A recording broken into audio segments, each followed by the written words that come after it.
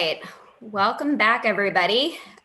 So we are going to go ahead and allow our ECAC members to introduce themselves one by one. So again, we'll flip through slides to share some of the photos that you all sent me, and we'll ask you to share your name, your current role or position in your organization, what group you're representing on the ECAC, and then if you want to tell us anything about the photo that you shared, and then we'll have someone from your group share what they learned about you during the small group sessions. So let's go to the next slide. And we'll start with Cecilia. Hello, my name is Cecilia Suarez. I'm original from Peru. I have moved 36 years ago. I started working in early childhood being an assistant teacher. Then I was a teacher, then a director, and they have my own center. I care a lot about children. I enjoy working with them, especially the high risk and special needs kids. My heart is with them, and I would like to see changes in early childhood special education in early childhood centers. I don't know how we will do it, but I think there is the means and we can work out something. I don't want to see kids being expelled from preschool centers when they are 4 and 5 year olds. We need to have consistency with them, and we need to show that we understand them. They belong to our places, and work with families and be for them. I would like to see more kids in early childhood education. I am married. I have 3 kids. They are all grown up. I have 2 that support me a lot on the preschool. One is not working with me, but I think it's a family business that takes care a lot from the kids in our community. We always embrace special ed kids. And I would love to see changes in our guidelines, how to work with them, and find ways to educate our staff to be able to deal with the special cases. I'm very happy to be here. Yeah. I apologize, Cecilia. Who from your group is going to share what they learned about you during the small group discussion? You know, we didn't finish that, so. Oh, no, okay. I'll do it. I was in Cecilia's group. So I think from that explanation, you can see how passionate Cecilia is about this work.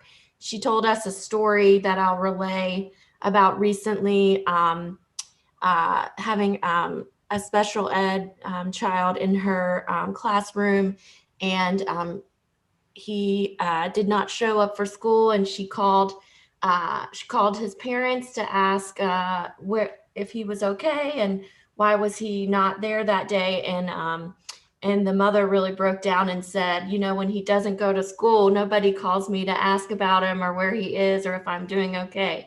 So I think that just shows you how much Cecilia cares for the kids that she's taking care of. Thank you. Thank you both.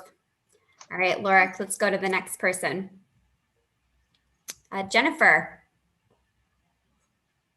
Hi, pretty much my information's up there, but I'm the executive director of Downtown Hampton Child Development Center. I'm actually in my first year in that role. And as you can see there, I'm representing publicly funded licensed early childhood center. I previously worked in public ed for 30 years. So I'm enjoying my new venture in early with an entire focus on early childhood, not just it being a piece of what I work with. The picture down there is actually my niece and nephew. They're twins. And you might be able to tell from there, one has glasses on one way and one has glasses on the other way. But what has been so fantastic about having twins in the family is really seeing how different children are and how we really have to approach children differently and meet them where they are. And it's just been a pleasure for me to be on the journey watching them grow up. And they are now 14 years old, not nearly as little as they are in that picture. So I'm excited to be part of this group and know that we're going to do some really fantastic things. Awesome. Thanks, Jennifer. And who from your group is going to share? I will. So Jennifer shared that she's only 7 months into her new position.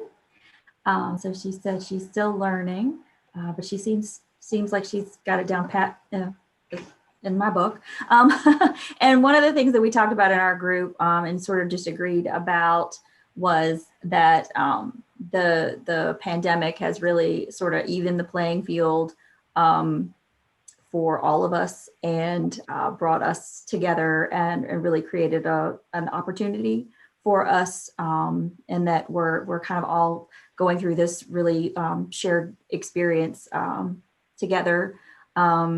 This was something that Charisse actually brought up, but the whole group really kind of rallied around this point.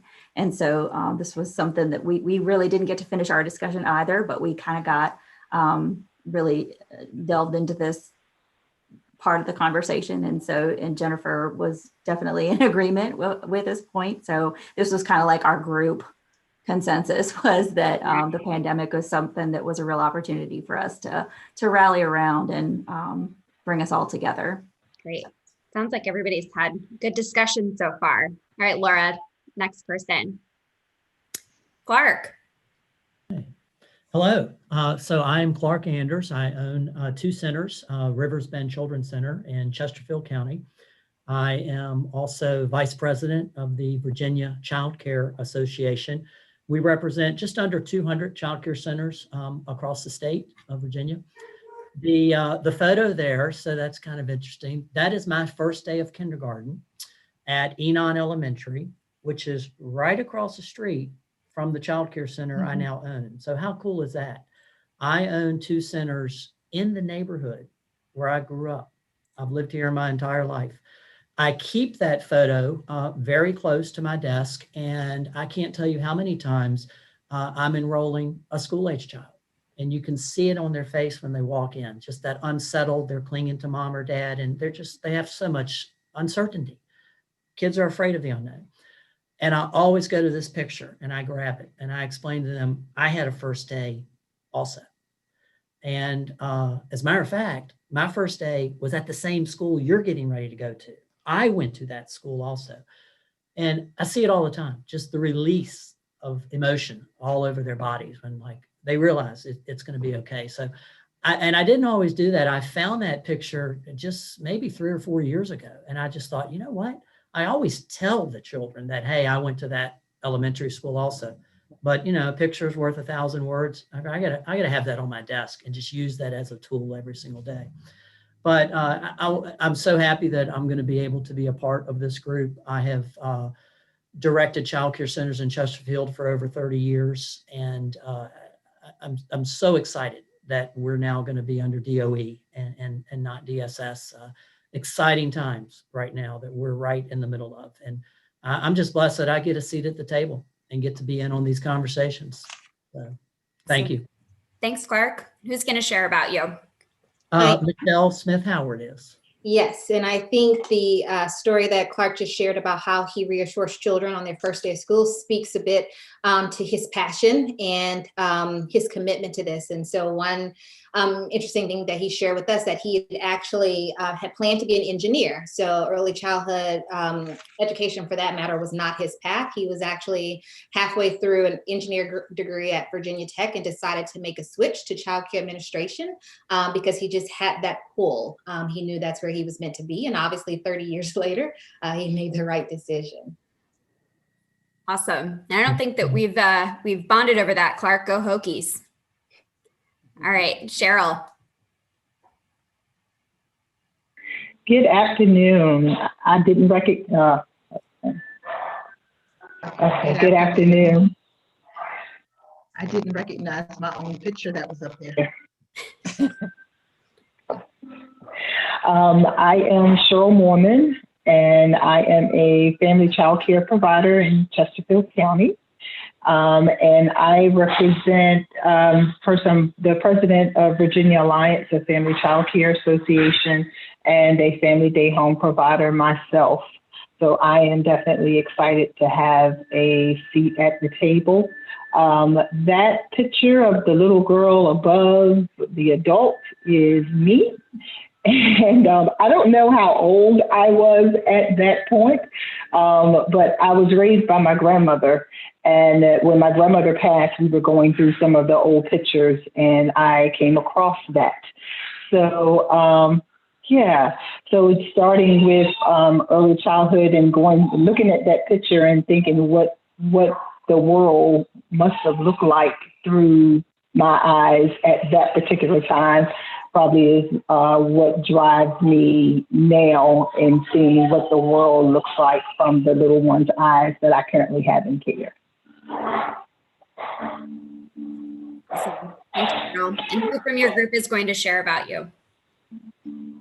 I will share for Cheryl.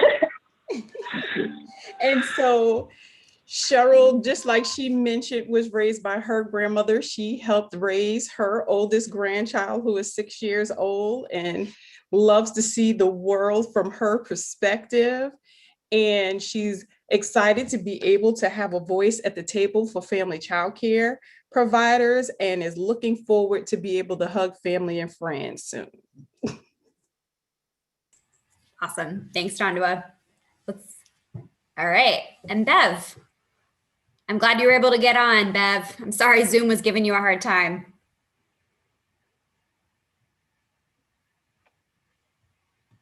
If you're speaking, you're on mute.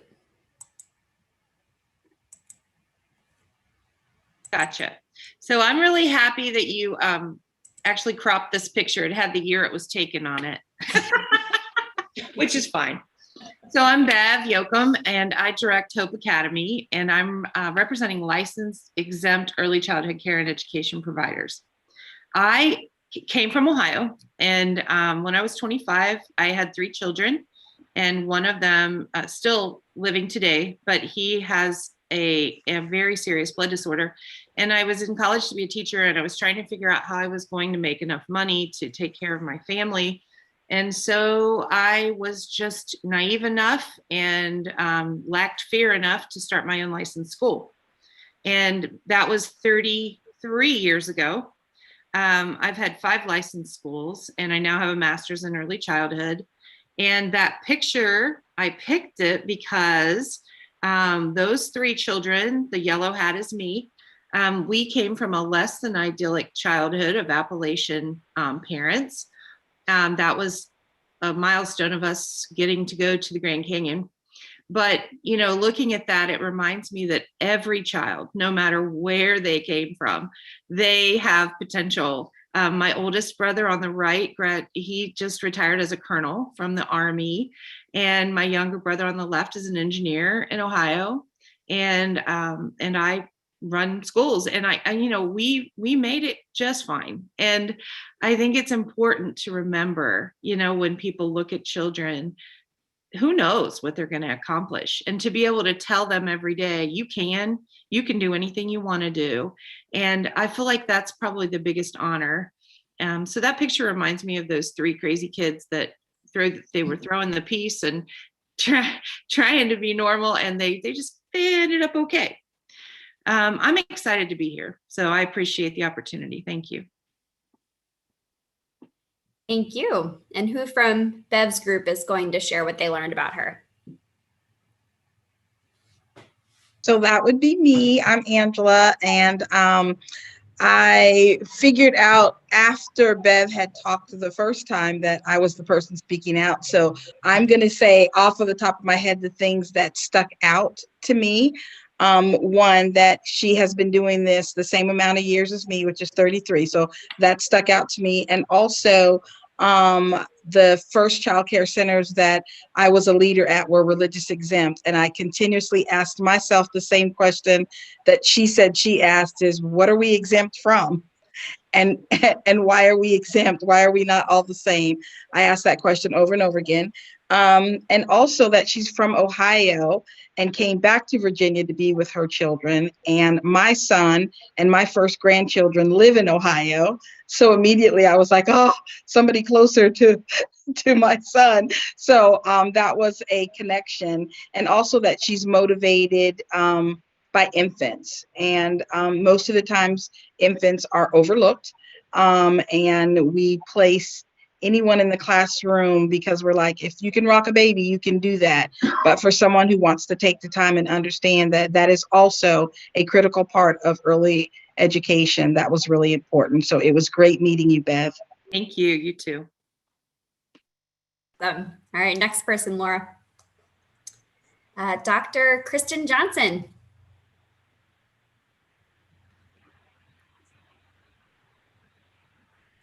If you're speaking, you're on mute. There we go. Hello. So I'm Kristen Johnson. I'm currently the director of First Presbyterian Weekday School, and I'm also an adjunct professor at Lord Fairfax Community College, teaching in early childhood education. My pictures there are not complete pictures. There's my picture, and then I sent a picture of a poem that I would think most of you are familiar with. It's called The Little Boy. It is old. It's been around for a long time. The first time I heard it was when I was in college getting my bachelor's degree in early childhood education. And it was my first education course. All of the other, requirements were done. I was finally in a teaching course, and it was a poem that my professor read to us. And my education growing up was very much what is explained in this particular poem, where this little kindergartner was excited to draw and use his crayons and use his imagination and his creativity. And his teacher said, no, don't draw that. I want you to draw this, a red flower, and gave very specific directions. And so you can see it's quite a long poem.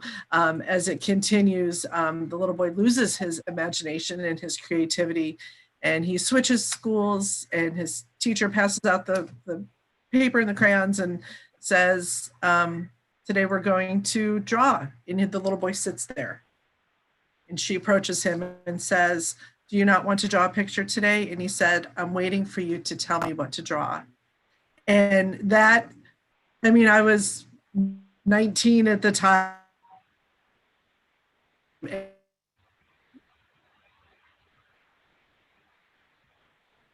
And that poem, I cried that day.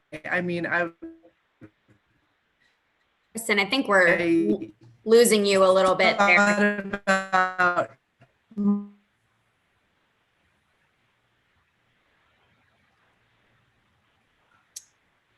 right, Kristen seems to have cut out briefly. Was someone from Kristen's group going to share what they learned about her? Sure, I'll share. When we were talking to Kristen, she mentioned, that, in terms of males in early childhood, she had only had, one male student in the past 4 or 5 semesters. And, I said to myself, that's exactly why we need, to get some more men in this field to work with these babies. Awesome. Thank you, Daryl. All right, let's jump to the next. Shaye. Hi, so I'm Shaye Franklin. I'm the Early Head Start and Head Start Director with Hampton Roads Community Action Program. And my role on this, my representation on this committee is for Early Head Start and Head Start programs in community action agencies. And I'm excited to be here, glad for the opportunity to be a part of this committee. The photo there is really full circle. The younger photo is me in Head Start in Mercer County Head Start program in Trenton, New Jersey. And then obviously the other photo is me as a Head Start director. And so what I remember about that photo and about Head Start is actually going across the Trenton Make World Takes Bridge to Pennsylvania to Sesame Street with my dad. And just really through my Head Start career and my parents informing me about their experience as parents in Head Start, where my dad received his GED through efforts through the Head Start program, and my mom became a CNA. And so that is part of what draws my passion to continue the work in early childhood education and in Head Start. That's my story. Thanks, Shaye. And who from Shaye's group is going to speak? That would be me. And we learned from Shaye that she is a mom of 3. She's got twin girls, and she, bless her heart, has a son that's getting ready to get his learner's or license and starting to drive. And that's, I think many of us here know what that feels like, and it can be very scary, but also just learned that, you know, her motivation and her passion for this, you know, we all have those moments that define us. And one of those that defined her for this role is when she was at a promotion ceremony type event with her kids, and there was a child with a disability who, before he went to walk across the stage, took his braces off of his arms and walked without any crutch or any support, and did that without expectation from his mother. It was a surprise to everyone. And so knowing that he had those opportunities to build and grow and get strong through Head Start was just, again, one of those driving moments that makes it all worthwhile. Awesome. Thank you. Charisse. Everyone, my name is Charisse Rosario, and I am the Head Start supervisor here at Loudoun County Public Schools. I oversee Head Start Step BPI program. Been doing this now for about 3 years, but didn't start my educational career there. I kind of started back in New York City Public Schools as a teacher assistant, putting myself through college, and worked my way into special education, where I served as a bilingual speech therapist, and then on to the EL world, serving dual language students, and then into Head Start, which was where my passion actually originally began, which was with early childhood as a teacher assistant. That picture you see there is me when I was 2 years old. My mother had me at the age of 16. And my aunt, who was only 15 years old, had taken me to get my photo taken, and she loved dressing me up. And I had fallen. And what you don't see there is I have this big old bruise on my knee. She reminded me, or she would always say to me, you know, you've got this. It's okay. Just smile, Charisse. You kind of like brush it off and keep on going. And that picture captured that moment of uncertainty. Like, do I really cry about this boo-boo, or do I just smile for the cameras? I have it there as a reminder, and I always look at that picture because that little girl didn't know how many bumps and bruises would come her way throughout life, and I had this sense of resiliency that kind of carried me till today, and it's something that I hold dear into my heart, and I see it in our children and the families that we serve, and how resilient that they are, and how we can support them in their journey. So that's just a little bit of me. And honestly, I have to say, the breakout session was fantastic. I had such a great time chatting. We didn't get through all of our questions, but we certainly did have a nice opportunity to get to know one another. So good job on that activity. Awesome. I'm so glad to hear that. It's hard to facilitate, good get to know you conversations over Zoom. So we'll do our best to keep those going. And who from your group was going to share about you? I am going to share about her.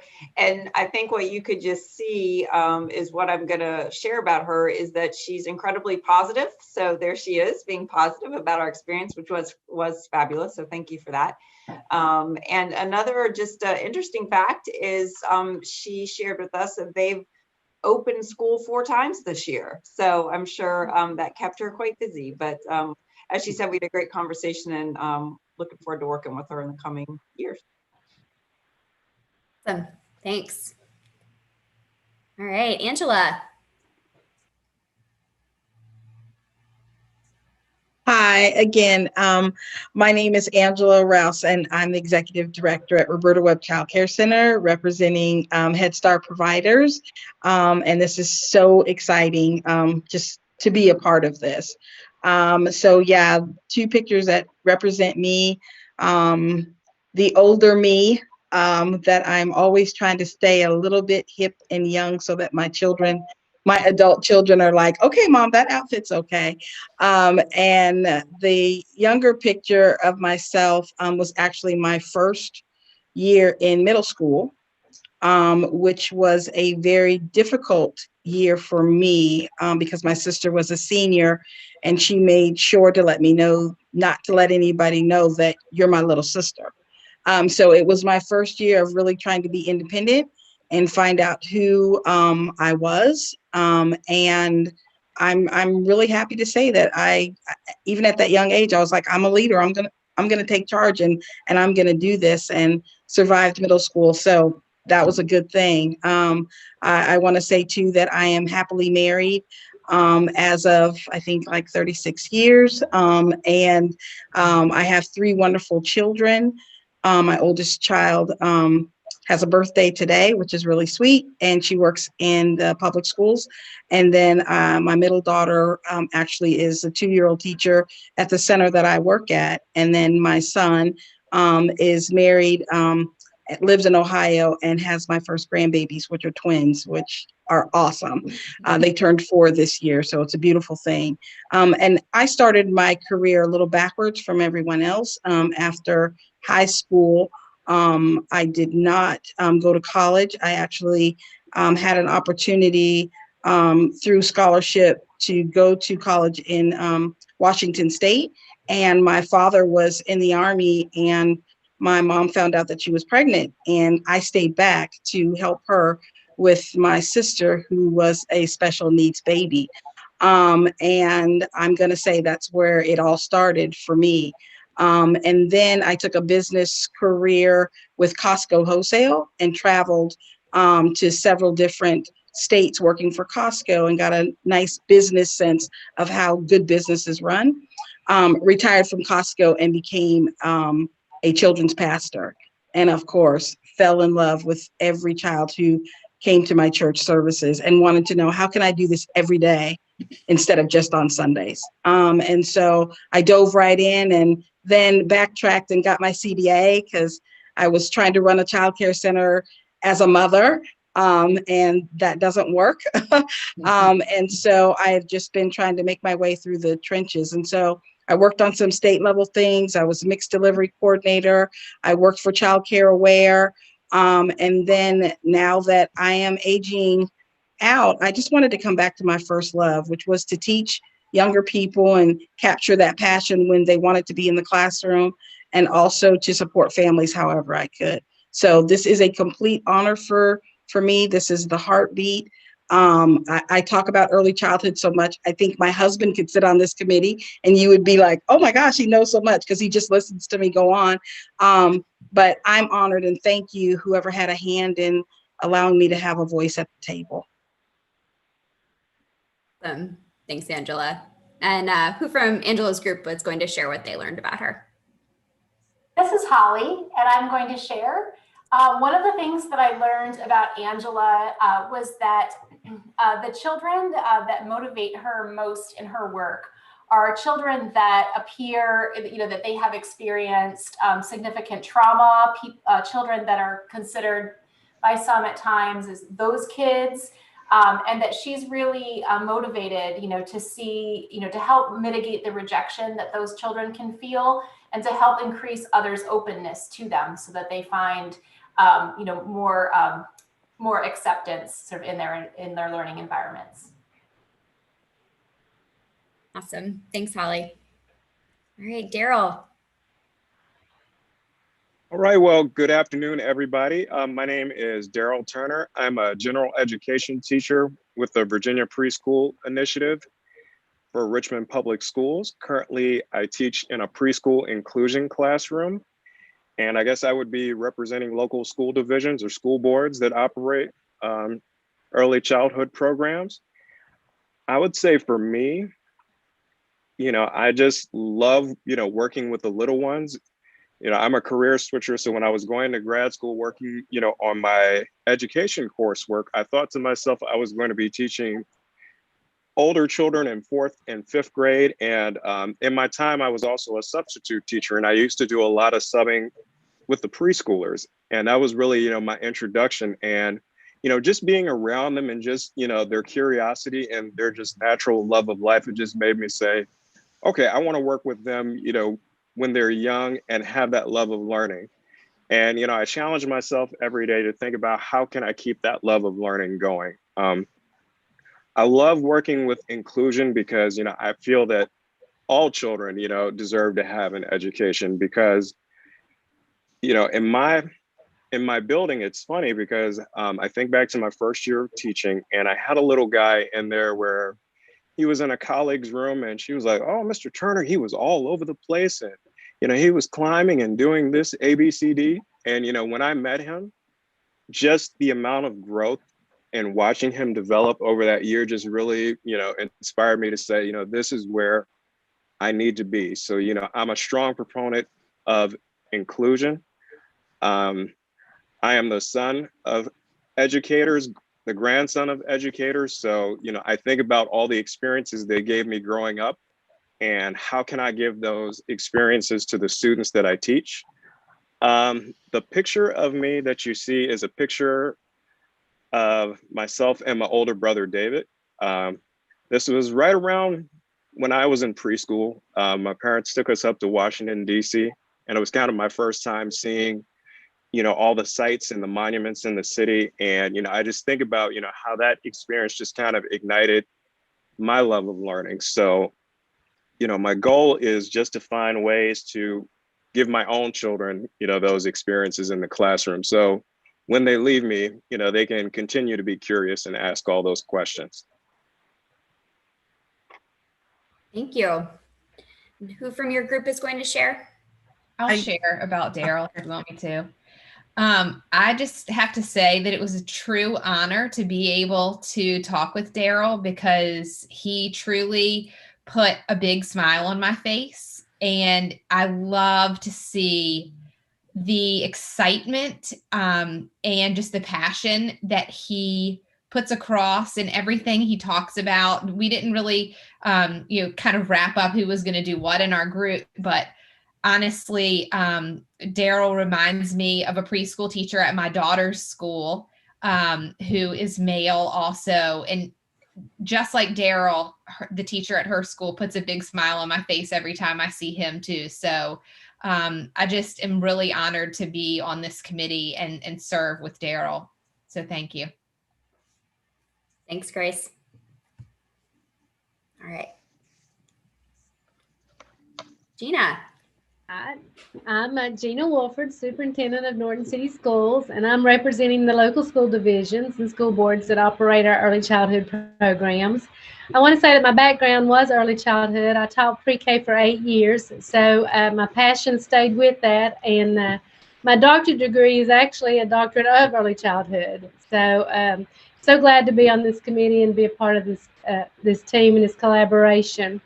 The picture there is of me when I was about 2 years old at my grandmother's. And I think when I was going through pictures and I found this, I have a tremendous love for flowers and gardening and all those things outside. And I wonder, after seeing that, if that was instilled in me at that age and what we do with our children at an early age. We know that, but I mean, just you sometimes forget that really what an impact it does have on them, what we do with them at early ages. So that's why I chose that picture.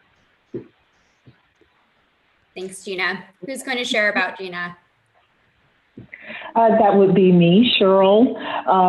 What I learned about Gina is that she grew up in Norton, Virginia, and Norton, Virginia is southwest Virginia, which is on the border of Tennessee, if you can't quite tell that from her accent.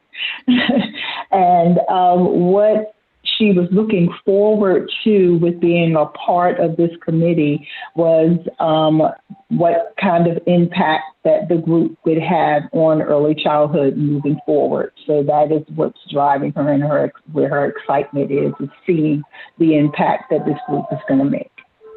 Great. All right. Michelle.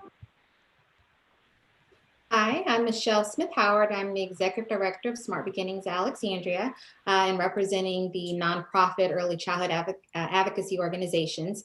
And one of the things that really excites me about this work is just the systems building.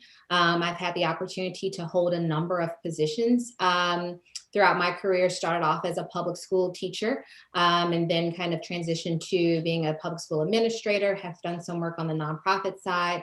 But ultimately, it's really for me about building that system and creating a system whereby it's equitable and accessible to all children. And so this picture that I've chosen here, it reminds me, it's me when I was younger, and it just reminds me of the joyful experiences and the access to things that I had when I was a young child.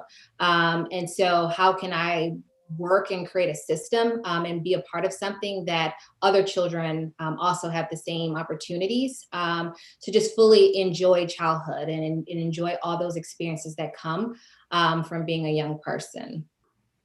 All right. Thanks, Michelle. And who's going to share what they learned about Michelle?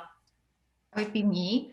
I learned from, I think the coolest thing that I heard is Michelle has her undergrad in political science, but when she started to become a public school teacher, she just loved it and she decided to stay and advocate for children. And this opportunity for her is, as she mentioned, is system buildings and seeing that how she can have a voice on this table to just bring the attention of what is going on in the society, in our community, each of the community, and represents all children. Thanks. Vivian. Hi, so great to be here. Thanks, everybody. And wow, what great company we're all in. I'm just hearing all of your stories and just feel like we are all like-minded people. I'm hearing so much of myself come out in the stories that you're telling. So it just feels comfortable already, even though we just started this together. So I'm really glad for that. I am Vice President of Community Impact for United Way of Roanoke Valley. I'm fairly new into this position. I have been an early childhood teacher and administrator over 20 plus years in private childcare and in Head Start. And it's always been where my passion is. And I remember being in the classroom and talking with my kids about loving school. And, I loved preschool so much that I came back when I grew up. That's where my focus stayed, was with early childhood. And I just really believe it is, the opportunity to create a foundation for success and learning for children all through their educational career and beyond. So, it is just a passion of mine. It's where my heart has always been, and just really excited to be part of this as the inaugural group of our ECAC team here and seeing where this can all take us. So. Great. Thanks, Vivian. And who's going to share? Hey, this is Gina. I'm going to share about Vivian. So this is a big year for Vivian and her children. She told us that her son is going through the police academy and her daughter is getting married in May. So it's a big, exciting year, 2021. Congrats, Vivian. Very exciting. All right. So Boikia was not able to join us today. Many of you all may have gone through a NACI accreditation before, which is what she is doing currently. So I will let her introduce herself during our March meeting, but she is an associate professor at George Mason University and is representing faculty members from colleges or universities in Virginia. All right. Maryam or Maryam? Maryam. Thanks. I'm Maryam Sharifi. I'm assistant professor of early childhood education at James Madison University. I'm also coordinator of the program of students who are coming from community college to JMU to get their licensed Bachelor of Individual Studies in Early Childhood Education, which is one of the best way of bringing equity to all the early childhood educators. I'm also a grant manager for Mixed Delivery Grant in Harrison, Meghan, Rockingham, and also preschool development grant in Harrison, Meghan, Rockingham. The pictures that you see is the picture of my family, my mom and dad, and my older brother in Iran. I am originally from Iran, and Iran has a long history of one of the most historical countries in the world. And it's a city that we took this picture is one of the historical cities in north of Iran. And I am honored to be here. I am from Middle East, and I'm a Muslim female. And I think that's the part that I want to emphasize, that I can bring the attention to the refugees and immigrant families. Thanks so much. And who's going to share about Maryam? This is Clark. I am. So when we were speaking with Maryam, she shared, of course, that she's a professor at James Madison. My wife attended James Madison, all of her family's in Harrisonburg. So we spend a lot of time in Harrisonburg, but we got to talking about her commute, which would be over Afton Mountain. And she said something that was very interesting. She mentioned that, well, yes, under normal circumstances, I would be doing that commute, but now I'm teaching everything remotely. And we didn't get a chance to get into this, but I want to thank Maryam. Think of all the faculty, not professors and all the public school teachers who are teaching remotely. I mean, hats off to them. Maryam, thank you for adapting and being able to do that and continue teaching children remotely. I didn't get a chance in our private chat to say thank you for doing that, but we got to talking about the beautiful drive over Afton Mountain and kind of escape the fact that you're teaching remotely. Thank you. Thanks, Clark. All right, Bergen. Hi, everybody. My name is Bergen Nelson. I am a general pediatrician at Children's Hospital of Richmond at VCU, and I'm here representing the Virginia chapter of the American Academy of Pediatrics. It's wonderful to be here. I do research in early childhood development in addition to my clinical work as primary care, and I'm really excited to be at the table with all of you. I love hearing all these stories and getting to know all of you, and hopefully finding a way that we can connect from primary care, pediatrics, and family medicine and medical homes for young children to all of the wonderful organizations that you all represent. That picture is me with my dad when I was a baby. This was the late 70s in San Francisco. And I look at it to remind myself how lucky I was to have a really nurturing and responsive dad. And I actually lost my dad in 2020. So it's near and dear to my heart to remember that I was lucky to have that relationship. And now I can hopefully pay it forward with my own babies and patients and support all the people that I touch. So thank you so much. Again, it's an honor to be here. Thank you. And who's going to share about Bergen? I am. I learned that she has a 7 and a 9-year-old, and they both have been virtual learners during this time. And she is like myself. We are both excited of hopefully seeing the pandemic come to an end and being able to be around people in person once again. And her name is of Norway descent. So it was interesting how we talked about our names in this group. Great. Thanks, Gina. Great. Sandy. Okay, hi everyone. I'm Sandy Wilberger, and I currently work at the Partnership for People with Disabilities, and I co-direct the Training and Technical Assistance Center. It's referred to as TTAC at VCU. And what we do there is provide professional development to folks who are working with children with disabilities, really from birth through age 22. But my area of emphasis is in early childhood. My background is in early childhood special education. I have worked in early intervention as an ECSC teacher, also as an inclusion specialist, because one of my passions is working and having young children with disabilities being included. So it was great to hear some of you all that are on the committee with me also share that passion of working and making sure that our young children with disabilities are with their peers without disabilities. I do represent the advocacy or service organizations that focus on children with disabilities. And the picture that I have there is just one of my brothers and I, who I'm looking at and reminding them, and I still do, I'm giving them some kind of sass about something that's going on, and I still continue to do that in their adult lives. So I just share that as a fond memory of my childhood. Thanks, Sandy. Mm-hmm. And who from your group is going to share? I think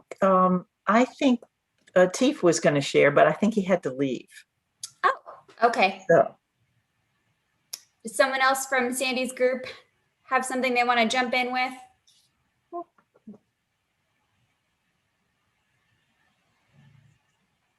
I will. This is Angela again. I will just jump in and say that I worked with Sandy years ago with VCPD. And so it was really nice to go into the breakout room and see a familiar face, one, but folks who have a love for early childhood, you tend to find yourself in that group and you just keep going around. So I'm honored to be able to sit on this committee with her again, being creative and moving forward. Hey, thank you, Angela. Good to see you too. All right. Taryn. I'm gonna mute myself. Good afternoon. I'm Taryn McCoy. I'm the owner and executive director at Small Steps Academies in Southwest Virginia in Roanoke and Salem. I am representing business owners, operators, and employees in the Commonwealth. So I feel that owning Small Steps was not a calling to me at first. I felt like that I just fell into childcare. I just needed a after-school job and the daycare was hiring, and I just went there and applied. And after being with 2-year-olds for a day, I died in the bed. And then I found a love for educating children. So I just moved up slowly but surely from a teacher assistant to a lead teacher to a director.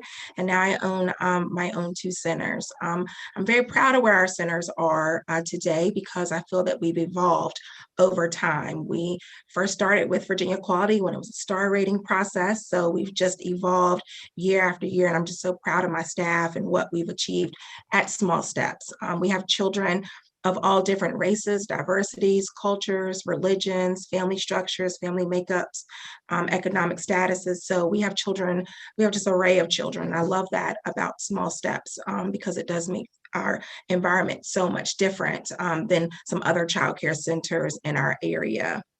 Let's see what else about me or about Small Steps. Actually, I'll talk about my 2 little ones right there. So those are my children. That's Darren and Taylor. And they are my 2 children. And Darren is 14. He's a freshman in high school. And I have a 7-year-old, that's Taylor there. And the main reason I chose this picture is because I need to always understand that I am a mom first and the educator second. So I always have my mom hat on with my employees, with the parents here. I feel like I always have a mom hat on, and it just shows that I'm always thinking about what would a mom say or what does a mom say. So I always refer back to those pictures of my little ones every chance I get because I'm thinking about my little ones when I'm running my centers too as well. Love that. And who from Taryn's group was going to? I'm going to. It's Roberta. I was just so impressed with Taryn's whole approach. She really comes up. She says she fell into it, but she sounded just like a major entrepreneur to me, and the things that she's done and has put together and the way she's thinking through things. She mentioned in our group that she has the only infant center in the area where she's located down near Roanoke and in Salem. And so that's, you know, something to really build on and think about for the future, I think. But she also had a lot to say in terms of being committed to helping her staff who may or may not be aware of the resources, particularly for early intervention, and that one of her goals in this work here is really looking at ways that we can really promote partnerships and forge collaborations among people so that everyone really has access to the resources they need to help kids flourish. So thanks, Taryn, and I'll say a couple other things about you when I talk too, because you resonated with me in a couple of other ways. Thank you. Awesome. All right, Sarah. Hi, I am Sarah Cook. I am from Bristol, Virginia, right on the Tennessee border. We share another city with Tennessee, Bristol, Tennessee, so you can be in 2 places at one time. I am a VPI teacher in Bristol, Virginia Public Schools. I've taught here for 9 years. I actually was born and raised in Bristol and came back to the same school system that made an impact on my life. I am representing parents with children enrolled in publicly funded early childhood program. The picture that you might see on the screen is my daughter, Maylee Elizabeth. She is my reason why. She is my miracle. And I think ever since I became a parent, I became, like she said, have that mom hat on. I think I've brought that into the classroom as well. I think of every child as my own child. How would I respond? How would I relate? And so I think that's the main reason why I wanted to come into this. And I'm so grateful for this opportunity to be able to provide an insight as a parent and have that background as a teacher as well. Thanks, Sarah. And who is going to share about Sarah? Hi, it's Allison. I was going to share about Sarah, and I will say about all the members of our group. These are some special ladies, and they all talked about wearing the mom hats and just being so passionate and making sure that not just the kids, but the parents to help to make sure that the kids are successful, and really getting those resources and the information about resources to them. And so I could see that there was a real passion there from all three of the other members in my group. But also from Sarah's perspective, she really wants to have a positive new start in this new year. She's had both of her doses of the vaccine in hopes that others will definitely do that as well, and wants to have a positive attitude moving forward this year. And we're all just blessed to be able to participate with the ECAC. Awesome. Thank you. Grace. Hi, my name is Grace Creasy, and I'm the Executive Director of the Virginia Council for Private Education. VCPE, we represent private schools, early childhood through 12th grade. And so that's the purpose for me being on this committee, to really do as much as I can in representing our early childhood centers and early childhood programs that are accredited by the Virginia Council for Private Education. And as you can see here, this is the lovely, really fashionable picture of me in preschool with something, the tights and all of that. I'm sure my mom really enjoyed putting me in on that day, but I vividly remember the day that this picture was taken. And I remember just thinking about the brick building that I attended preschool in. And I don't know why just the fact that it was brick resonated with me so much, but that's just kind of strange. But anyway, interestingly enough, this photograph, my mom, I got her to be looking around for some pictures that I could submit to this. And my husband said to me, "What is that picture?" And I said, "Well, that's when I was in preschool." And interesting, that we grow up in totally different environments, or have totally different backgrounds as to how we come to the place that we are all in life. My husband didn't attend early childhood, any kind of early childhood program, and really didn't understand why I did. So I think that's really important to recognize that everybody comes from a different place, but yet we all have the heart to get students to where they are in their own lives and where they can be at the end of the day. So. Thanks, Grace. And who was going to share about Grace? I can do that. We didn't really assign anyone. Okay. But it was great to talk to Cheryl. Or to Grace, I'm sorry. She really seems passionate about, and kind of what she just said, to piggyback on that, just making sure that all children have the opportunity. Growing up, we didn't all have the same opportunities, not that they weren't available to us, but early childhood education wasn't really a thing back then. And just making sure that all children now can have those opportunities, and that we as educators make sure that the children that might be struggling for any number of reasons, whether it's a cognitive or social emotional or socioeconomic reason, that they can have these preschool and these early childhood opportunities. Awesome, thanks. All right, and I think last but not least, Roberta. Hi, Roberta Newman. Like a lot of you have mentioned, I got into this area of early childhood and childcare for older children as well.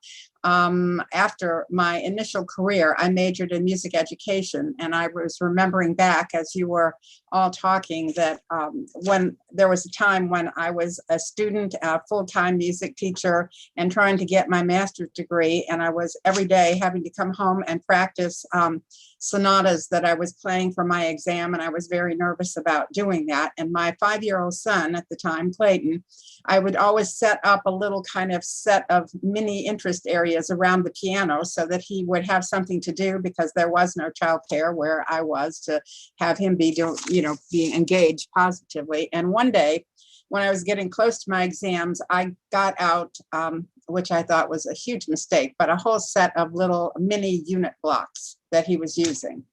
And I started playing a really difficult part, very rhythmic Beethoven. And all of a sudden I hear that my son is like making rhythms, and he is clapping the blocks together and slapping them and banging them on the floor. And I'm all the time just kind of gritting my teeth.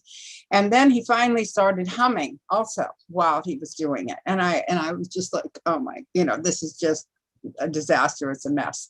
And I was about to try to think of something else for him to do. And he said, Mommy, he said, I need to tell you something really, really important. And I said, okay, I was gritting my teeth, literally. I was going to tell him later. Let's talk about it later because I'm really busy right now. But I didn't do that for some reason, touched by God, I think, truly. And I said, took a deep breath and I said, okay, Clayton, what is it you want to tell me? And he said, did you know that I've been singing while you were playing the piano? And I said, yeah, I did know that you were singing. And he said, well, do you know what happens when you sing? And I said, I think so, but why don't you tell me what happens when you sing? He said, well, when I think about it, it's like I'm getting ready and there's a little seed right down in my stomach. And when I open my mouth and start to sing, a great big plant comes growing out my mouth. And that may be the coolest thing my 57-year-old son ever said to me, actually. But I thought that was so wonderful. And at the time, I knew I was going to be a teacher, a music teacher, I thought. And I did for about 10 years. But I thought, this is such a lesson that you don't get the chance to wait till later, because I'm pretty much sure that had I said, tell me that later, he would have forgotten what he was going to tell me. So I treasure the things that kids say, what they do. And I, at that moment, said, no matter where I am, no matter what I'm teaching, no matter what I'm doing, I'm going to be the kind of person that finds a way to stop and listen and to pay attention and to understand, that it's important to acknowledge children and recognize them. So since then, I've been, in a lot of different roles. I truly have been in childcare and early childhood for about 50 years now, since 1970.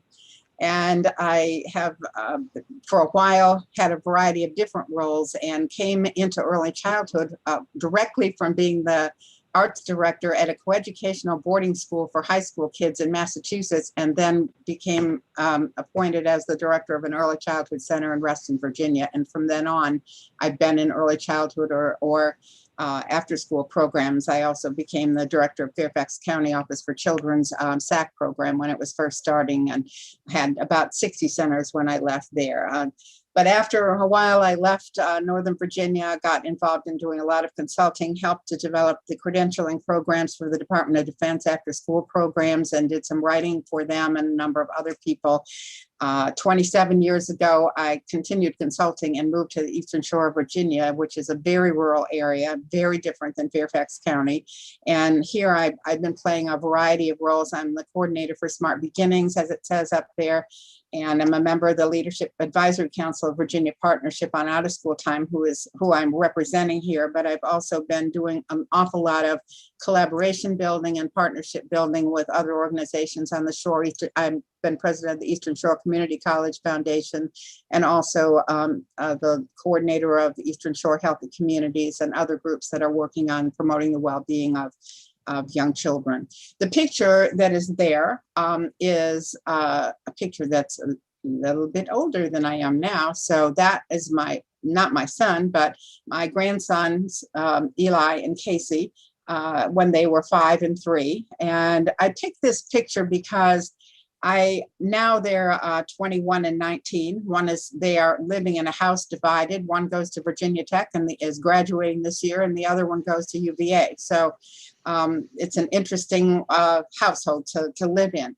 But they still today have the same joy on their face. And, a lot of people played into helping them and giving them support. And throughout all of the education work that I've done and working with other people's children, like Taryn and Sarah, I've had to have my mom hat on and my grandma hat on and saying to myself, how do I ensure that these kids are getting the same kind of opportunities, the same kind of support, the same kind of love and caring that my own son and my own grandchildren have gotten, that has led them to a successful life. So I'm so grateful for them and the opportunities they've had. And I'm also grateful for the opportunity to make that possible for so many other children as well.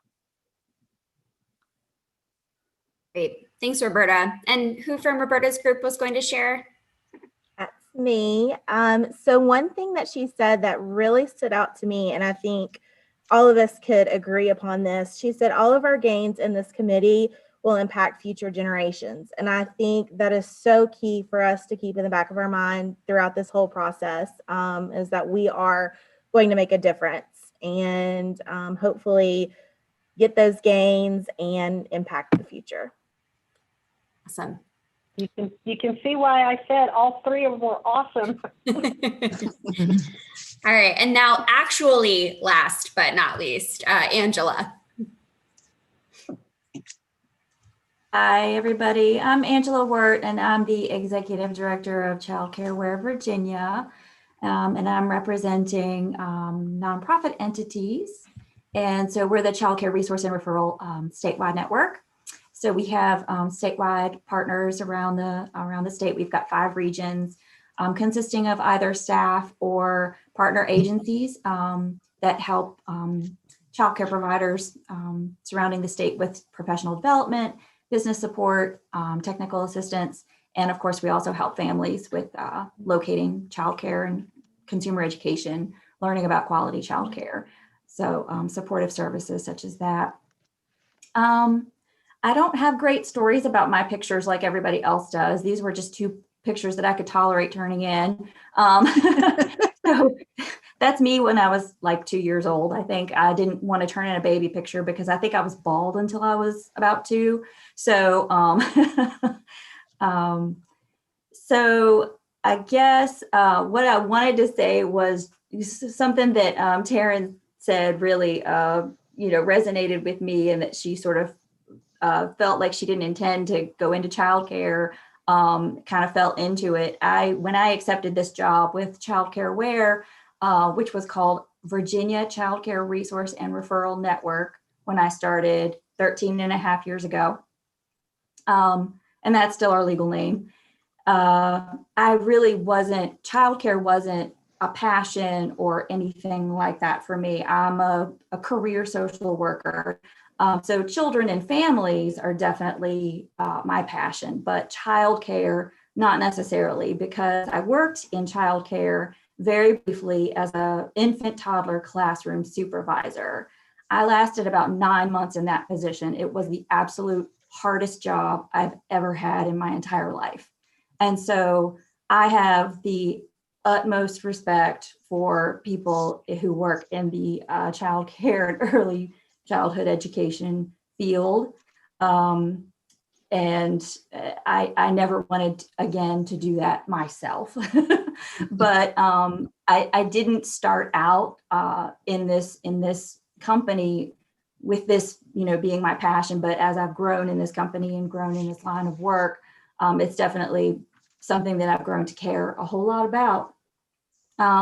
So, most of my experience is as a social worker, and, my priorities are really, have grown to be the focus on child safety and building and supporting the childcare workforce, and making sure that the childcare workforce is seen as a professional industry and seen as a respected industry, because I think certainly, as we've all learned this past year, it's definitely an industry that deserves a whole lot more respect than it gets. So that's one of my biggest priorities and focuses. And I think that this group and this reorganization for the state can have a real big impact on that. So I'm excited about that. Awesome. Thanks, Angela. And our last opportunity to share. Who is going to share about Angela? That's me. I'd love to share about Angela. I feel honored to have had Angela in my group, along with Jennifer and Dan. We had a great conversations, and one of the biggest things I think that stuck out was definitely her passion, as she well stated in the work that she does. But she also shared how hopeful she is for the numbers and the conditions in the environment to get better, improve numbers to decrease, and just restrictions to lift, because she's seen firsthand the impacts on its effects, but more importantly on her staff and the spirit of her staff. And so being hopeful with that, I think what really resonated was she said something that was really true. And she said, everybody always talks about collaborating, and we talk about getting together, but really it never happened. So one of the highlights of the pandemic was true collaboration. And she's really looking forward, as we all are, in the work of the ECAC advisory group. Great. Thanks, Charisse. And then we won't go through each of these individually, but just wanted to share some fun childhood or kids photos of some of our ex officio members. Though, Jenna, did you want to quickly introduce Dr. Lane? I think he just jumped back on. These are fantastic pictures, including Dr. Lane. These are great. I don't know, James, did you jump back on? I know he's in a little bit of a remote area, so services come in and out. But are you on, Dr. Lane? You want to say a brief word? If not, we'll just probably interrupt the next section when he jumps on. But I see Dr. Lane. I see. Oh, there we go. That's a classic picture in 80s, 90s shirt. Oh, yeah. No, I will say I appreciated the exercise of having to share my picture, because it gave me an excuse to call my mom, and she was super proud to pull that one out. And I do miss having that much hair for sure. But great to see everyone. I apologize if I'm muffled. Obviously I have my mask on and I'm passenger in a car, but we're out touring schools today and celebrating reopening in many of our communities. And so just excited to be with you on this journey for early childhood, and look forward to working together. Excellent. Thank you. Well, that is a fantastic way to start. I mean, I feel like some of the energy that came through the screen, at least for me, and hearing all of these stories, and it sounds like many of you were cut off even in your small groups, and just having incredibly dynamic conversation. And I think I'm really grateful for this, both in terms of getting to know each of you a little bit better, which is harder in a Zoom environment, but based on my experience leading a similar group in Louisiana for multiple years, each of us comes to this from different perspectives. We have different backgrounds, as Grace talked about. We work for different programs. We got to the places we are in many different winding and kind of unique ways. And there will be points in the upcoming years where we might disagree on things. We might see things differently, right? Based on the kind of perspectives that we've had, the experiences we've gone through, and where we sit. And, we hope by doing this exercise today that it would help us find some common ground, right? Each of us is passionate about kids. You heard it in our stories. You see it in the pictures. And we know that, we won't always see things exactly in the same way, but at the points that we find ourselves at odds or at friction with each other, we are hopeful that we can kind of take a step back and lean on some of what we've learned about each other, how we've connected to each other as people, and find kind of compromises, find ways to move forward. So thank you again for engaging in this activity. All right, should we move to the next slide? Excellent. So, getting into the weeds of the official Board of Education bylaws and procedures. So, wanted to make sure we're very clear on kind of how these things typically work. We know it's an upside down world in terms of COVID and everything that's going on, but these are some general points on how this works. So the committee terms are set for 3 years. You see more detail there. We will make some slight shifts. It's not kind of a February to February in order to coincide with other committee terms. But so we will kind of go just a few months over the typical 3 years to kind of line up there. You can be reappointed, and everybody can serve no more than 2 consecutive terms. There is no compensation. This is sort of similar to other boards that you might sit on, or some of the hardest jobs you do, for which you are unfortunately unpaid. But if we return to travel and we sort of have in person, that there will be procedures around reimbursement for expenses associated with travel. We the board president, Daniel Gecker, will appoint an initial chair. We have not done that yet. We wanted to kind of connect, make sure folks understood what this was first. And what we would ask is, if you are interested in or being considered for chair, to send Becca an email, by the end of the week, ideally, so that we can sort of look at who's interested in being chair, and we'll speak to the board president on that. All meetings must be available to the public, and we will use Robert Rules of Order. So majority of the members for quorum, and we will keep minutes and make sure that they're available, both in draft and final form. So you'll always be able to approve your minutes.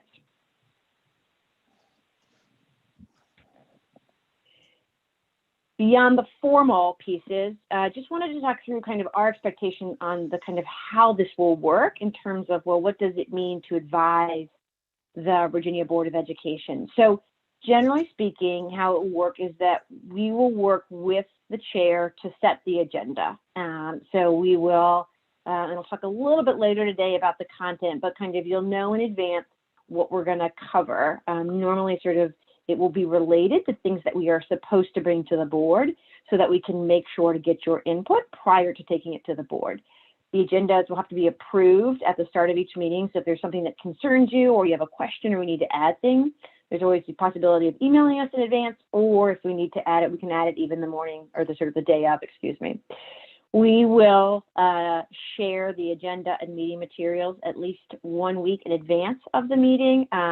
As I'll talk about later, there will be, we have a lot of content to cover in the upcoming year, and I was glad to hear all of the energy, enthusiasm.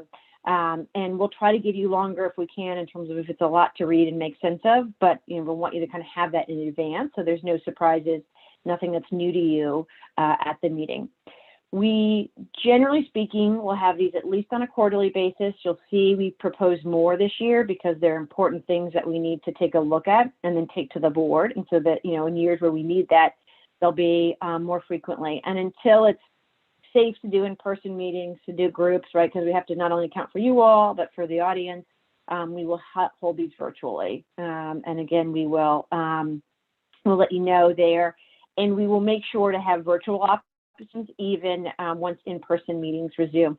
I think I mapped out the distance between Gina and Roberta, and it's like literally 500 miles, I think. So we recognize between Cape Charles and Norton, there's quite a bit of distance. I didn't do Bristol, but we do realize there will be points where you might need to zoom in even once we're in person, and that's completely okay. And we will make sure that we have the technology set up to enable that type of participation. I also always love, seeing some of the places like Taryn and Cheryl's programs is always a reminder of this work, right? And kind of that connection when you sort of see the baby or the little guys. So we know some of you have to be in your programs, be at your centers, be in your homes. So that's the kind of the general pieces. How does it work to kind of make a recommendation to the board? Well, generally what will happen is we will bring you kind of something to respond to. So this is a little bit different from commissions or task force where you kind of go off in small groups and create from scratch, right? This is more around, we think of you all as a panel of experts that we want to bring the policy change to prior to the board, right? So that it's thoroughly vetted. And so, for instance, like in the next year, we'll talk about things like the health and safety regulations. We won't necessarily ask you to go off and write those from scratch, right? You know, we realize you all have full-time jobs, you know, and really that's our staff's responsibility, right? Sort of to kind of come up with the draft that you respond to. But then we will bring that draft, and it will be a draft, right? We're very open to feedback, walk you through it, and then ask for your endorsement. And through that process, you can say, I really, really like this, but what about this? You might want to change that. So sometimes you'll endorse it as is. Other times there might be some discussion and debate, and you might say, I'm going to endorse it with this recommendation, right? And that gives us the chance to kind of make that change between our meeting and the board meeting. But our goal ultimately is that any policy we would take to the board really after today's date, right? Because now you all are created in effect, we would always sort of say, here's what the ECAC said, right? The ECAC fully endorsed this. They endorsed it with these recommendations, and here are the changes we made. But it's really important that you all play this role so that our board knows when the staff at BDOE present this information to them that it's been endorsed by a broadly representative council of folks. So the board is still in our constitution, right, the group that has the authority to decide, right, to do the up or down kind of vote on whether the policy goes forward. But we will, what we will do is we will take any policy, we'll bring it to you first for that endorsement. So you're not approving per se, but you're endorsing, or you're endorsing with recommendations or with changes. And then the board knows that you're the group that kind of they will expect to see, sort of like the good housekeeping sign of approval on each of the policies before we bring it to them. So not kind of a board like a school board where they vote to kind of, and then they do. This is a vote to endorse, but a really, really important step in the process so that our board, when they make these votes, can make sure that it has the endorsement of a duly representative group. One of the things I know we've heard over the course of the last few years as part of this transition, well, can we add more people to the Virginia Board of Education that are broadly representative of early childhood? And it's my understanding that the Virginia Board of Education is the only one that's constitutionally limited in size, right? So it can't grow. And so part of the strategy is to make sure we have a very good group in this group that can thoroughly vet the policy. You know, we do have Dr. Tammy Mann, who is on our board. We have an elementary school principal on our board. We have educators on our board, so it is representative, but we know how diverse this sector is. And so this group and the endorsement process make sure that we have dotted our I's and crossed our T's as a step before going to the board for either first or final approval. Let me pause and see if there's any questions about the bylaws, about the kind of processes, or about kind of what it means for this group to make endorsements.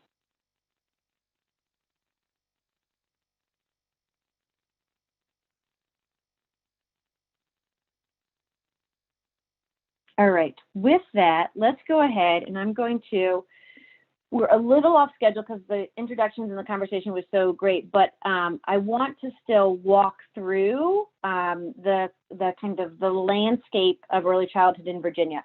I promise I won't read every word on the slides. You have these slides and you can do that yourselves, but I think this conversations and the small group discussions helped us connect with each other. I also realized that each of us, as I noted and as others have noted, we have different experiences, and I think it's important to kind of understand how diverse and broad the sector is and where we are today as we think about the work ahead. And that's what I'll wrap up with. So if we go to the next slide, please. So the key challenge and the sort of opportunity that this presents for us is, how do we all work together to make sure every child in the Commonwealth has the opportunity to enter school ready? And we think about that broadly. We recognize that shouldn't fall on the shoulders of kids and families, right? Really collectively as a system. And I put that in quotes in our second bullet because sometimes it doesn't feel like a system, although I love the comment made earlier about how this pandemic has helped level the playing field, and as that we've all experienced it, right? It helps us come to this from a more kind of from a common ground. But we know that our system right now doesn't provide every child in Virginia with the opportunity to come to school ready. When we think about literacy, it should be math and the social emotional skills need it to be successful, right? And sometimes as we've talked about today, those social emotional skills, right, are the ones that are needed most, right, are most important in terms of, a child's success in the classroom. We know when we look at things like background, like socioeconomic status, like ability status, that far too often they predict whether children have the opportunity to come to school ready, right? Our system does not do as good a job of serving those kids that are furthest from opportunity. We know a part of that is a function of funding, right? We simply don't always put our money where our mouth is. We rank 33rd nationally in preschool funding. We fund our child care subsidy program, not at the full cost of providing care or sort of quality care. And as a result, thousands of children across our Commonwealth lack access to 2 years of preschool, right? Those critical 2 years before school, not to mention, we mentioned earlier about infants and toddlers who don't have the opportunity to be in a setting, classroom, whether it's in a family day home setting, early Head Start, or childcare program that supports them to thrive and to develop. We also know it's a function of quality. And so we don't know what we don't know. Right now in our system, there are so many programs that we don't actually have insight into what's happening in their classrooms. And we'll talk a lot over our work together about how we define quality, what it means to provide the top quality experience to children, and how we do that in a way that recognizes the incredible diversity and strengths of our sector. And we know on top of all of that, not only do we not have enough funding, do we have big question marks about quality, and we know that not every educator is supported to be his or her best, but these inequities, the fragmentation of our system has been sort of even exacerbated in terms of the inequities as a result of the pandemic, right? And we all know that. We know from the closures of schools, from the closures of centers, from folks having to operate, as Clark noted, sort of virtually, and all of the change that requires. We know, as we'll talk a little bit later, that we're missing kids from preschool, we're missing kids from Head Start. Enrollment is down in our child care and family day home programs. And all of us are nervous, not only on how do we support folks to recover from this health crisis that's killed more than 500,000 Americans, right? That sort of caused incredible economic disruption for our families and kids, but that, our littlest learners are every day missing out on key opportunities that help them be the best that they can do. So we've got a lot of work ahead of us. Next slide, please.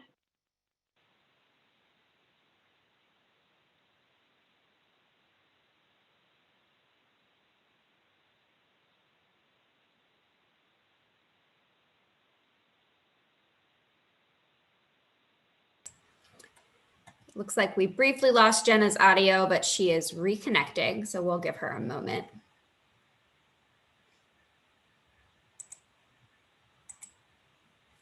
It's not a virtual meeting without a Zoom challenge.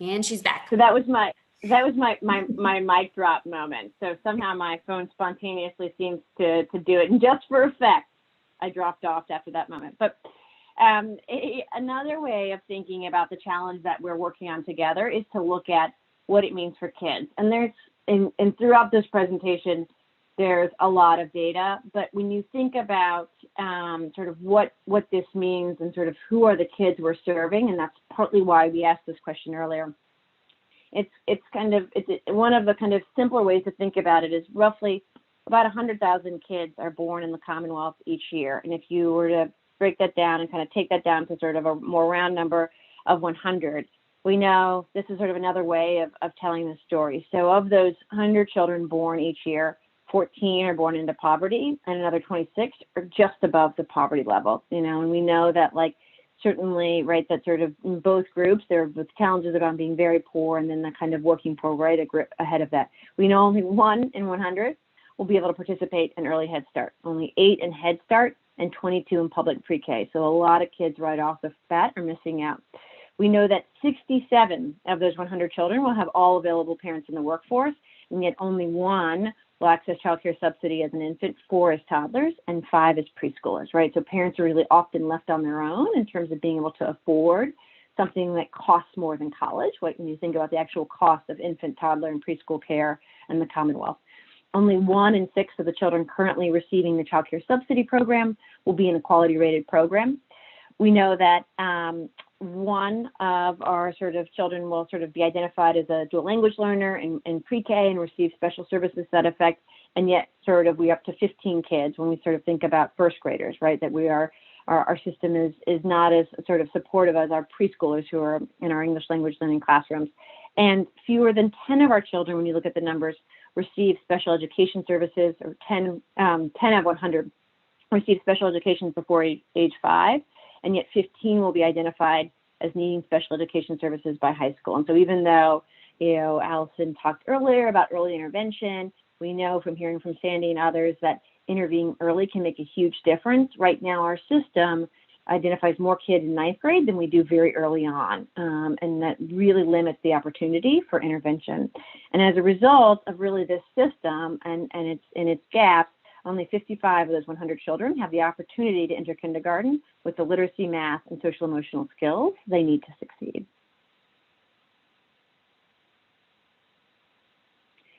This chart, and I promise I won't read every word on this, gives you a sense of the landscape of providers. And just to kind of wanted to make sure that everybody understands who we think is part of our system. And we understand that we have a big challenge ahead of ourselves in terms of unifying providers, but it's really important that we are inclusive and that we recognize all of the places that support kids' learning development out of the home, we include as part of our system. So that includes our child day centers and preschool. I'm struck by the comments earlier about sort of exempt from what, right? Like, we're providing every day, we're here, what we're focused on is not being exempt, but is providing a high quality preschool experience, right? Or infant toddler experience. So family day homes, right? We might be in folks' home, but that is, we consider those educators and we consider those classrooms, right? They look different from maybe a classroom in a school, but it's still a place that is intended to support children's learning and development. Head Start and Early Head Start, again, offered over a variety of programs. Some are community action agencies, some are city government, some are in school classrooms.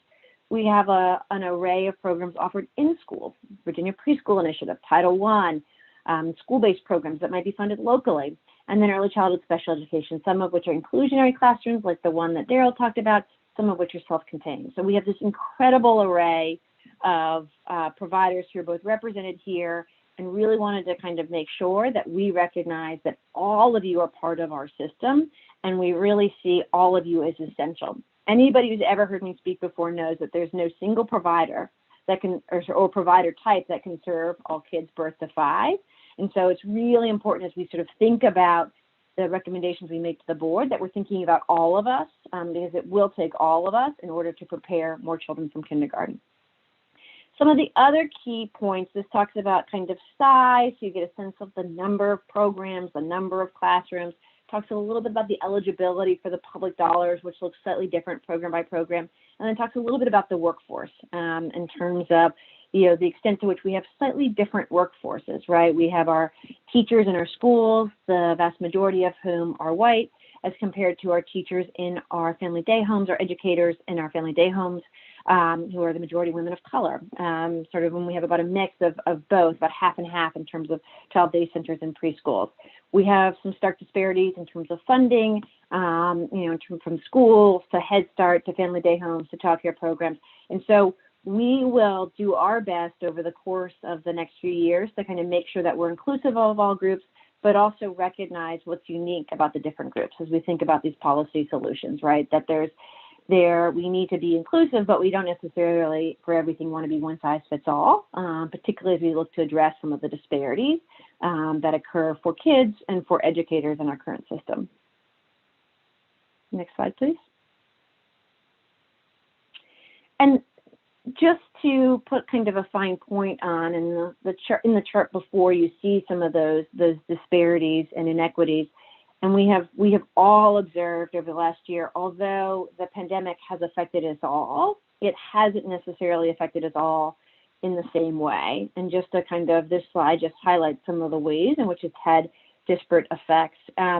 I think, we talk about, those programs that could go virtual and where they did. So a lot of our school-based and Head Start programs shifted to virtual preschool. And there were challenges there, right? There were challenges for families, and families weren't able to enroll at the same numbers in preschool and Head Start. And it's really hard. Some of you might know I have a virtual kindergartner downstairs, and it's brutal. I came down one point to grab my lunch today, and there was music class on the screen, and she wasn't having it. She had her little people on her desk and was doing something totally separate. And and trying to kind of get her back to listen to Mr. Clark and come back around. He's trying his best, but it's tough, right? She's a 5-year-old, and by about 12:30, she's done. She's really done with Zoom, done with the screen, done with the computer. But so we know that that's hard. We know our childcare programs and our family day homes have done an extraordinary job of staying open, keeping their staff safe, keeping their educators safe. We saw Taryn with the mask, we probably saw Cheryl with the mask. Just an incredible job on where families had to work, right, from March onward. Clark and others have just stayed open, adjusted to multiple shifts and guidance. They have higher operating costs. They have staff shortages, right? Enrollment is a struggle. Everybody needs to quarantine in some classroom at some point in time. And we've been able to get 84% of our programs back and operational, but it's been a hell of a year. And that kind of, has been really tough. It's not the same, right? They haven't had to shift to virtual learning per se, but there's still been a lot of challenges that they've faced. And we know this has been hard on our kids. And I like to use sort of learning setbacks rather than learning losses, because I don't think our kids have lost, right? I think that sounds like permanent. And I really think that our young learners are so resilient. But when we look at some of the assessment results, we know that kids have really been hurt by this. They've been socially, emotionally hurt. They've experienced trauma. They're stressed. Their families are stressed. And that all manifests in their behavior. And I know our center folks have seen a lot of tantrums this year, right? When the world is stressed, the way in which that manifests in little kids is tantrums, right? Now they're kind of behavioral manifestations. And we know that it's hard to learn if you're upset. It's hard to learn if you're hungry. And so it's hard to learn if the world is turned upside down. And so we are seeing that data as well. And I think, unfortunately, in the same way that this pandemic has disproportionately affected our Black and Latino families, we're seeing this in the same type of impact on kids in our Black and Latino communities. We're seeing this in our low-income families, who are both more likely to have to work on the front line and yet more likely to be unemployed or to have suffered a job loss, right? We know they're more likely to have had a family member or friend harmed by COVID, to have gotten very sick, or to have died. And so it's just exacerbating all of these stressors in already our most vulnerable communities. And I know, anytime you talk to a parent of a young child with a developmental disability, this has just been a brutal year in terms of those children who benefit most from in-person, individualized care and support. And that's so hard to replicate virtually, while also trying to work or to support your family. And so it's just been an incredibly difficult year that has exacerbated some of the existing inequities in our system. So with this, and you're like, wow, Jenna, this is like just a lot of tough information to take in, right?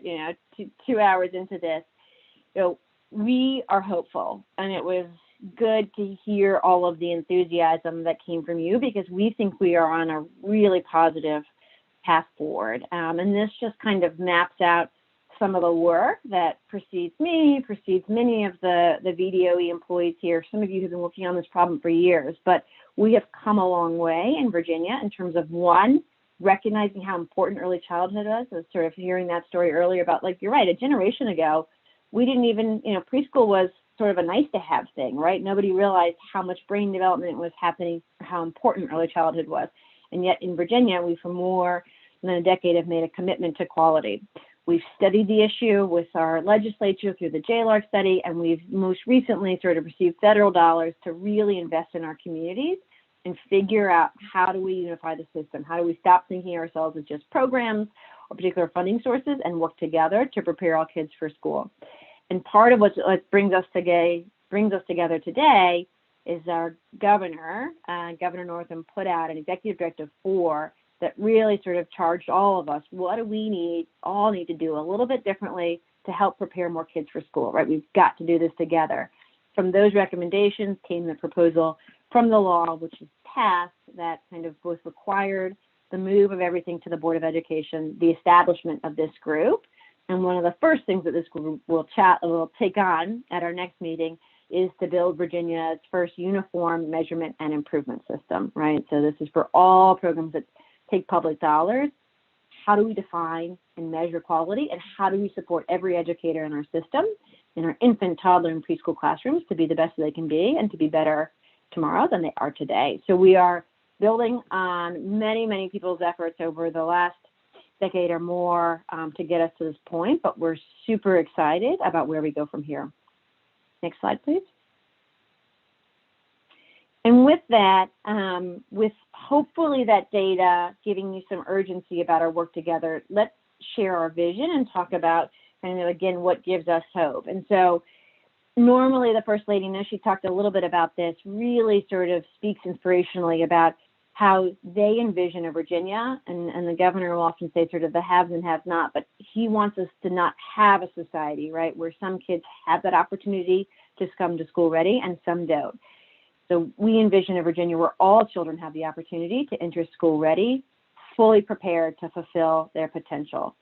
This means, right, that we need to build a system that supports, lifts up, and helps our families furthest from opportunity, that they get access, that they can choose quality, and that we meaningfully engage their families. We need to support all of our programs that take public dollars, because those public dollars normally mean that you're serving kind of a vulnerable kid and family. Help them be the best that they can be, and making sure that quality is not out of reach for those families who can't afford to pay. We need to reward our educators and our leaders for the incredible work that they do and how they grow over time, and really address compensation. And we'll talk more about that in the future, but we know that it's not fair for one teacher to get paid $10 an hour while the other one gets a living wage, full benefits, and is much better supported. And we ultimately need to build a system that's more unified, transparent, and results where everybody has the opportunity to come to school ready, and certainly that race, background, ability status, family income, language spoken at home don't predict whether or not you have that opportunity to go to school ready. And we think this is the time, between the law, the work we've done over the last few years, and additional funding that comes as a result of things from DC, in relationship to the pandemic. This helps us, give us the chance to build back better. So this it's a tough time, but it couldn't be a better time to work together to really unify and strengthen our system. So with that in mind, where do we go from here? I want everybody to take a deep breath, because I'm about to take us in. We're about 2 hours in. I'm about to take us in a lot more work. And I sort of feel like this is where you're like in this, they always talk about like block scheduling in the schools. Like, it's really good because you can focus and concentrate. And then the teacher at the end like drops the term paper on you. You're like, oh my God. But I want to kind of sort of level set for everyone on what we have ahead of ourselves, not to overwhelm, but just to kind of help people think through what we've got to do together. So if we can go to the next slide, please. So these are the top priorities for this year. We are moving a lot of pieces of government, right, in order to create a unified board, department, division of school readiness, Office of Early Childhood that sets consistent health, safety, and quality expectations for our programs. We don't care kind of what the name on the outside of the building is or the funding source, right? And then funds programs to meet those expectations, right? And and really trying to make that as consistent as possible as we think about how do we give more children access to experiences that prepare them for school. Specifically, that means in the year ahead that you will look at guidance, regulations, content related to the Uniform Measurement and Improvement System for infant, toddler, and preschool classrooms, the child care subsidy program, so that's the big block of federal money that supports and makes child care affordable for working families across the Commonwealth, and child care licensing. And that's not teacher licensure, but that is the health and safety licensing of our sites, including our publicly funded programs that will also be a part of the measurement and improvement system, as well as our totally private programs that are licensed. So that's the broad sort of arc of the next year. The next two slides kind of take us through month by month. And again, I won't sort of read all of this through, but kind of give you a sense of sort of what is happening when. We will also bring things like updates to you as it relates to kind of the transition. And so just as a reminder, oversight of the licensing, of the child care subsidy program, and of the general kind of responsibility for the child care block grant moved to the Department of Education on July 1st. So we're still kind of in mid-process here. We wanted to get this group going sooner than that, so you can be abreast of that, and we can sort of hit the ground running in terms of the policy pieces. But here's what we have in the next 5 months. So today is the kickoff. We will bring to you the first big piece of guidance that you will look like has to do with the measurement and improvement system. And again, this is what you kind of call a quality rating system, but this is the new requirement in the law that we measure what's happening in all of our infant, toddler, and preschool classrooms and publicly funded programs. And the first 2 years are practice, so we'll explain more about that, but so we don't have to worry about this has a lot of consequences immediately, but we'll bring that to you next month. Meanwhile, the board will be looking at the transition of the existing child care regulations. So some of you might say, well, why aren't we weighing in on those now?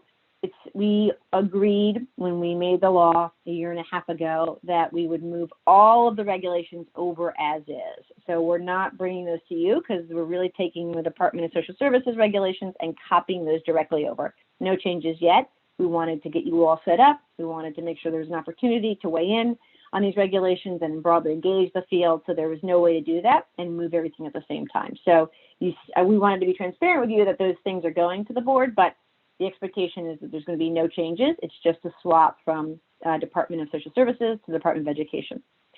So we'll work with you first this spring on the Uniform Measurement and Improvement System guidance. And then we'll talk a little bit more about preparing for that next. That will take us through June, and we'll do the second review, and then we'll kind of kick off the practice year. And in that piece, we'll also give you an update in May on the transition. Next slide, please. Then, once we get in a good place on that, the board has approved the measurement and improvement system guidance, then we will then be in charge of the child care licensing and the subsidy regulations, and then that will kick off and we'll start to get into those. So you'll see in July, we'll take that first look at the subsidy program regulations, and then in the September meeting, we'll start to look at the child care licensing regulations with, again, the goal, and a lot of this is tentative, right? This is where we're planning to bring these things. If we need more time, we can always push it back, but just to give you sort of our initial guess at this or estimate on this. And then we only after they've gone through you do we then kind of take them to the board. And again, there's first and second review. So we'll see that we have to wait till they move over, and then we'll work with you in the latter half of this year to look at those subsidy regulations, again, looking at how we fund child care subsidy, how we sort of the rates we pay, who's eligible, and then we'll look at health and safety in terms of licensing.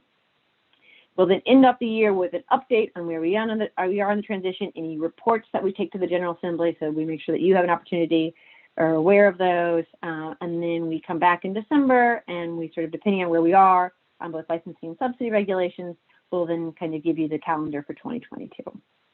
A lot on the horizon, but I think, again, just knowing that we're trying to kind of divide it up over the course of the next 9 months. So most immediately, what's next is the measurement and improvement system guidelines. So we will bring to you in March a proposal. So this would be the proposal that would look just like what we're taking to the board, and we will ask you to endorse it. We will make sure to share that in advance so you have some time to read it and review it. And we also ask you to kind of check out some other materials. So we did last fall a presentation called Quality Matters that kind of takes you through the origin and some of the work that's happened. So we'll ask you to watch that, We have another webinar happening for the field in the middle of March on the measurement and improvement system. We'll encourage you to listen in on that. And then we will send you the actual policies, the slides in advance so you can review prior to the March 24th meeting. But those are kind of three things on the to-do list. And that will put us in a good place to have a discussion in March on what we want to practice, what we want to propose for a 2-year period for how we might measure quality in our infant, toddler, and preschool classrooms and publicly funded programs, and then how we would support improvement across all of those classrooms. So a lot of information. Let me pause there and see if there are questions, reflections, concerns from anybody. I know we had Allison Landis have to jump off, and I know we're about 7 minutes from 4:30, so I know folks might have to bump soon, but wanted to make sure I pause and see if there's any questions or concerns from our members. Jenna, I have one quick question. Is the Quality Matters presentation the March 19th webinar? Are those one and the same? No, those are different. So the Quality Matters is one from last fall. It's a recording. The March 19th will be a live session. We will also record that if there's some reason you can't do that, but there will be, by the time of our next advisory meeting, they'll have two different webinars. Okay. Thank you. I have a question. It's Bev Yoakam from Virginia Beach, religious exempt. On the public funding rating system, is there voluntary participation in that for schools, or do you have to be publicly funded to participate? So that's a great question, Bev. So if you receive public funding, you will have to participate by 2023. If you do not receive public funding, but you want to participate, you will be able to. But Okay, you don't thank have you. to. Thank you. Yeah.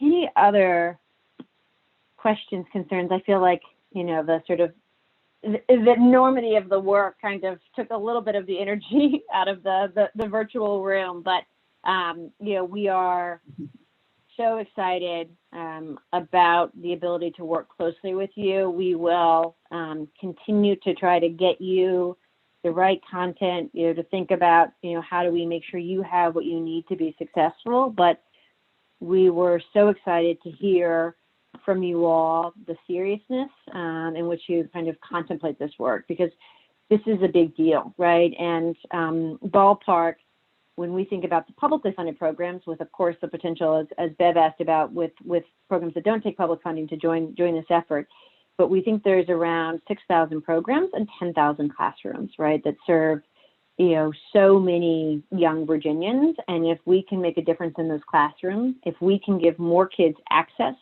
to those infant, toddler, and preschool classrooms, and I say classrooms in quotes because I think of Cheryl's home and others as really important classrooms in this mix in terms of our family day homes, we know we can make a huge difference in lives. I don't spend a lot of time in this group because you are all experts talking about why preschool, because I know you all know that, or why early childhood, but I heard it in each of your comments, like this is a point in children's life where you can make a huge difference, right? There's so much brain development happening, right? Whether it's 90% of the brain by age 3. And so intervening early, providing kids that those warm, responsive interactions in classrooms or in family day home settings, giving young children, whether it's, I thought about the point that Angela made about the baby classrooms, right? And some of my favorite places is walking into an infant classroom and hearing an infant educator just chat away, right? And that's there's nothing harder than talking all day, right, to somebody who doesn't talk back. But the sort of the way in which there's that serve and response and that support of our littlest of little learners, to just the incredible array, how we just watch, a young 3-year-old kind of become that 4-year-old who, as Shaye described, walks across that stage, extremely proud about graduating from preschool or pre-K. I mean, we are difference makers. And so we really appreciate, you all in advance for the time and effort you'll spend as we get into the weeds, right, of these policies and this guidance, but know that this is a statewide advisory committee that has the potential to impact thousands of programs, 10,000 plus classrooms, and really thousands and thousands of young Virginians and their families. So it's weighty, but such important work, and we're so deeply appreciative. With that, are there any final comments or reflections? Huge thanks to everybody. I had a process question. Yeah. I just wondered if, and you may not know this yet, but after we have each meeting, I know you gave us a lot of advanced things today. I mean, I ran them off because I'm still kind of a paper person and I like having them to look at and everything. But I wondered, today there might not be that much in terms of a summary or anything coming out of this meeting, but I would really love to have a copy of the slides that you had of everybody with their names and other things on it so that I could also have that. So I didn't know if you had plans for each, after we have each meeting, having some little follow-up with some things that may have come up in the meeting that didn't come in the advanced materials. Gina, I can take this one. So a couple things to respond to your question, Roberta. So yes, I can absolutely send the slides around with photos. I also am preparing a document with the bios and photos that all of you shared. Yeah. So that will go on our Early Childhood Advisory Council website and be publicly available. Yes. We'll get that posted soon, but I'll go ahead and share the PDF with you all after this meeting. You're absolutely right that there are likely to be things that come up during the meeting that weren't shared in advance of the conversation. So we'll absolutely, you all already have the slide deck. The slide deck will be posted online. During a normal meeting, we would be taking detailed minutes. Yeah. And those, will be kind of a historical record. But for example, today, Jenna referenced a number of different reports and data points. So I will follow up after this meeting with some of the links to those reports where you can read more about, some of the data that we cited. And we'll also make sure to follow up with a reminder about signing up for the webinar and a link to that Quality Matters presentation as well. So anytime there's any kind of request as like kind of a homework assignment before the next meeting, or just something that we referenced that wasn't included in the pre-meeting materials, we'll follow up with afterwards. Okay.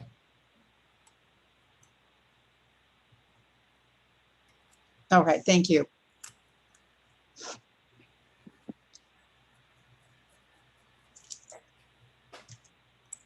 Well, with that, want to be respectful of time, although I know in future meetings we'll probably go over it in a kind of exciting debate. But thank you again. Thank you to all of our ex officio members, particularly those who made it all the way to the end. Thank you to our members for sharing a little bit about yourselves. It really helps us connect to you in addition to clearly everybody connected to each other in their small groups. And thank you in advance for helping us do this really important work. Your feedback, particularly when we hear your stories, the incredible diverse experiences that brought folks to where they are today, we know it will make our recommendations to the board so much stronger. And so we couldn't do this without you. And we are so excited to work with you all as we go forward. Thank you. Please stay safe. I know we've got maybe inclement weather coming again this weekend. So I know we're all ready for March, although I hear it comes in like a lion. So we probably got a few more weeks of this, but please stay safe. Congratulations to all those who've gotten vaccines. Thank you for your courage and doing that. And look forward to seeing everybody in about a month. Thank you, guys. Thank you very much. Everyone, before you jump off, just a quick reminder to, if you're interested in serving as the chair for this year, please do send me an email before, ideally sometime tomorrow, with just a little information about why you're interested, and we will make sure that we get that appointment before the next meeting. Thank you all.